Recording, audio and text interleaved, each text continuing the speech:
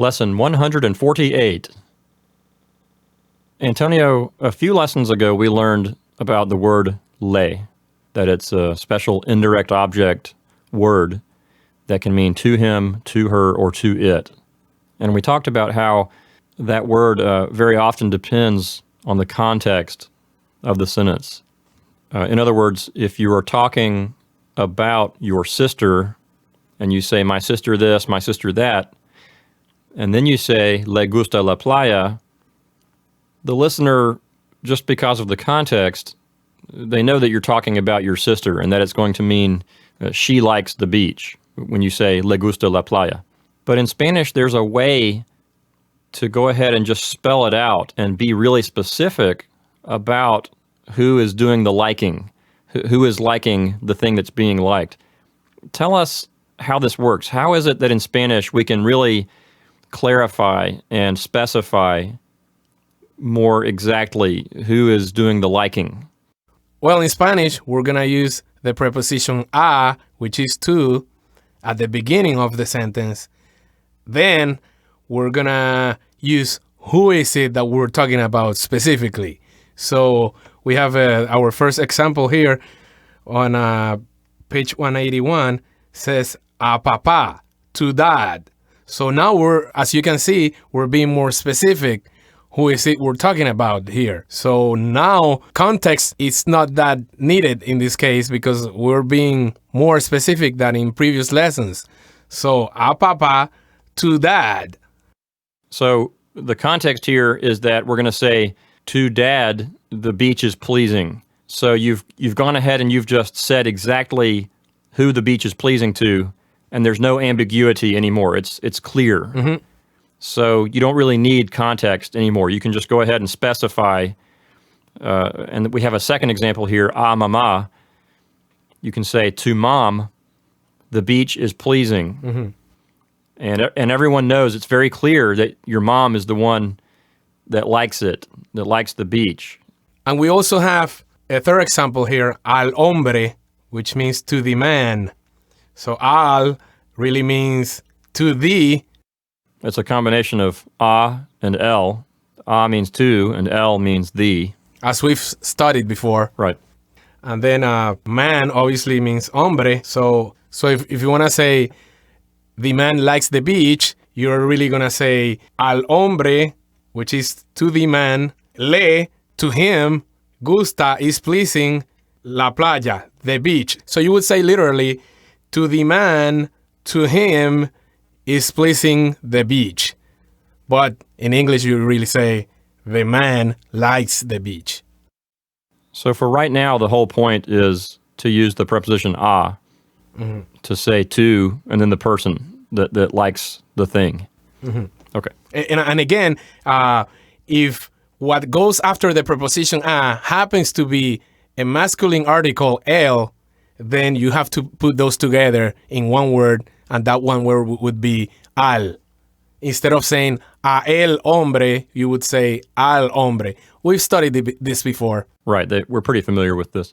A papá, to dad, is pleasing the beach, which really in English you just say dad likes the beach. But the format in Spanish is like saying to dad, the beach is pleasing. Okay. And we have an example here down below. It says, a papá le gusta la playa. So here we have the preposition a, which means to, and then papá, so that's going to say to dad, and then we have the rest of the sentence that we are already familiar with, the part that says le gusta la playa. Let's take it apart and say what this sentence would say word for word, literally. Literally, it would say, to dad, to him is pleasing the beach. So it's almost like a redundant sentence, right? It's almost like we're saying to dad and then to him. So that's sort of a special sentence construction, wouldn't you say? Yes, I would. So the literal translation, to dad, to him is pleasing the beach. But in regular old English, we'll just say dad likes the beach. And since the word le can be to him, to her, or to it, we can also use it with a feminine word like mama, right? Mm-hmm. Like in our next example, A mamá le gustan los gatos. A mamá just means to mom. Le, that means to her in this case, because mom is feminine. Gustan, that means are pleasing. And then los gatos, the cats. so we have the plural form of the verb because the subject is plural. Los gatos gustan, the cats are pleasing. And then again, we have this redundant part of the sentence. The beginning says to mom, and then le says to her. So literally it would say to mom, to her are pleasing the cats. So it's sort of a special sentence structure that we have to get accustomed to. And on the next page, we see that we can also use the preposition a to clarify a plural thing that's liking something. Like in the example here, a los gatos les gusta la comida. A los gatos means to the cats, and then les means to them. So literally this sentence would say, to the cats, to them is pleasing the food. Mm-hmm. Or in the King's English, the cats like the food. So the whole point of this lesson is that we can use the preposition a to clarify these sentences and to really be specific and say who likes something. In this case, los happens to be a masculine article, but it happens to be plural. So in this case, a has to be separate from the article. The only case where you're going to put the preposition at and the article together is when the article is singular masculine. Okay, let's take a look at our exercises together. And as we do, I'd like to go through each one in a very literal way and then tell you the way we would really translate it. In number 1, the subject of the sentence is la comida, that's the food. The verb here is gusta. That's the third-person singular version of the verb that means to be pleasing. So the subject and verb together say, the food is pleasing. Le means to him, to her, or to it. And then we have a clarifying area of the sentence, the clarifying pronoun a, and that says a la muchacha, to the young woman. So if we wanted to do this sentence in a very literal way, we could say the food is pleasing to her, to the young woman. But what it really means is the young woman likes the food. In number 2, the subject of the sentence is los libros, that's the books. The verb is gustan, that's third person plural, to agree with los libros, and that means to be pleasing.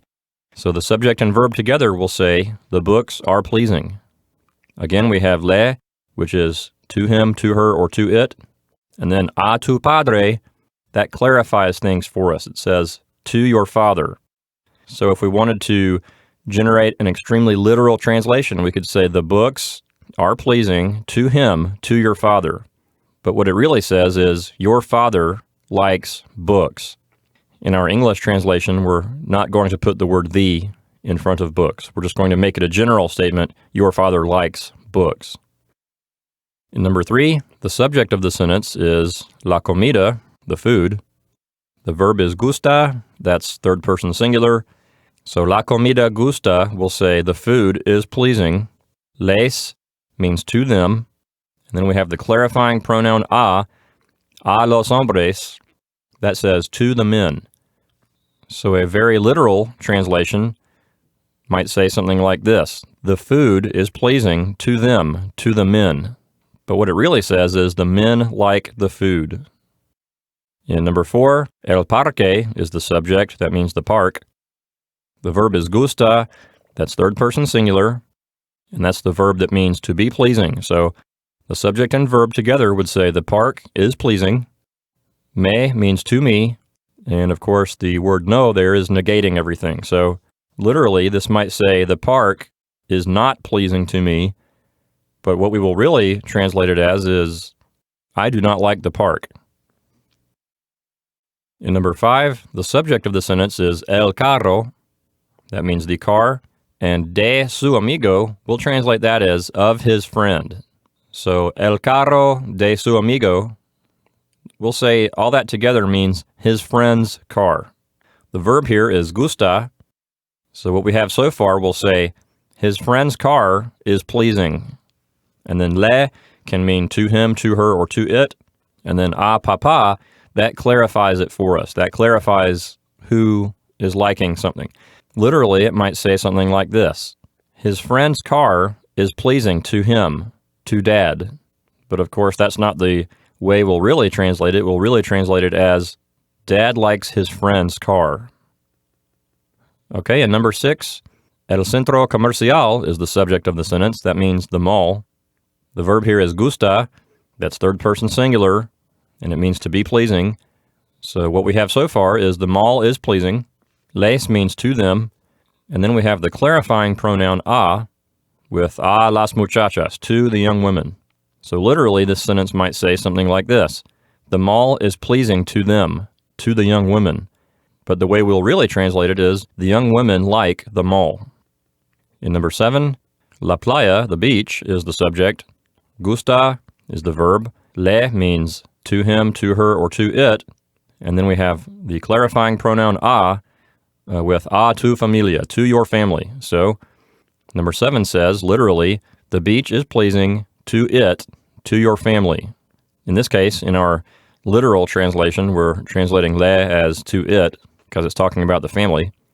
But anyway, the way we'll really translate this is your family likes the beach.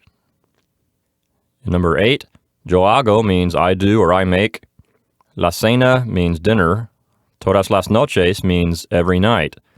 So the first part of number 8 will say, I make dinner every night. Pero means but. Tú siempre estás says you always are. Durmiendo means sleeping. En tu habitación means in your bedroom. So number 8 will say, I make dinner every night, but you are always sleeping in your bedroom. Number 9 is an interesting exercise because the subject of the sentence is actually an infinitive. You know, an infinitive is a verb that has the properties of a noun. So the infinitive cocinar, that means to cook. And so we're actually going to use that infinitive here as the subject of the sentence. So literally, cocinar says to cook, and then the verb here is gusta. That's third person singular, and it agrees with cocinar. So far what we have is to cook is pleasing. And then me means to me. So number 9 literally says to cook is pleasing to me. But the way we'll really translate it is I like to cook. In number 10, I means there is or there are. Unos libros means some books. And en tu escritorio will say on your desk. So there are some books on your desk.